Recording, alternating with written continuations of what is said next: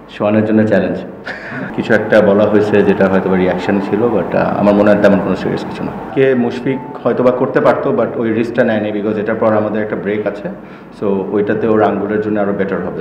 খেলার পর আমিও শিওর না, যেহেতু এটা নিয়ে আলাপ হয়নি, উত্তেজিত হয়েছে এটা দেখছি। এবং নর্মালি কী হয়, ম্যাচে একটা হারার পর একটা, স্পেশালি এই ধরনের ম্যাচে ইমোশনটা অনেক ক্যারি করে। সো আই হোপ তেমন সিরিয়াস কোনো কিছু না।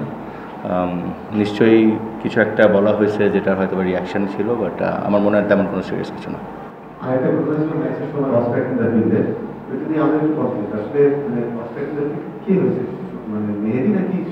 অ্যাকর্ডিং টু দ্য আম্পায়ার্স, যে বলটা হিট করে তার দিকে আসে, কিন্তু নর্মালি আমরা জানি যে যদি ক্যাচ ধরা হয় বা ক্যাচের সামনে যাওয়া হয় তখন এই ব্যাপারটা। সো এটা নিয়ে কনফিউশন ছিলাম, আমার মনে হয় এটা নিয়ে আলাপ আলোচনা চলছে। But according to the law, as umpire said, যে ব্যাটে হিট করে এবং যার ক্যাচটা অ্যাপ্রোচ করার জন্য যায় তার ব্যাপারটা। সো যেহেতু আম্পায়ার এটা বলেছে, আমরা ওইটাই মেনে নিচ্ছি।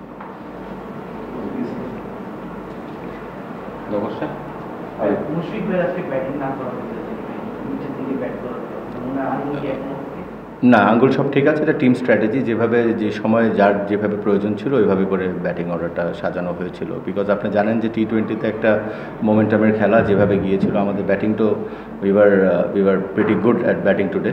সো ওই হিসাবে যারা পাওয়ার হিট করতে পারে, যাদের স্ট্রাইক রেটটা ভালো রাখতে পারে, তো ওই হিসাবেই পাঠানো হয়েছিল। মনে ভাই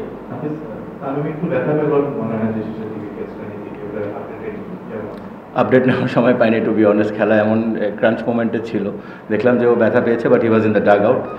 হোপফুলি এখন কোনো কিছু বলা মুশকিল, অ্যাসেস করুক physio and then, but I hope এটা সিরিয়াস কিছু হবে না।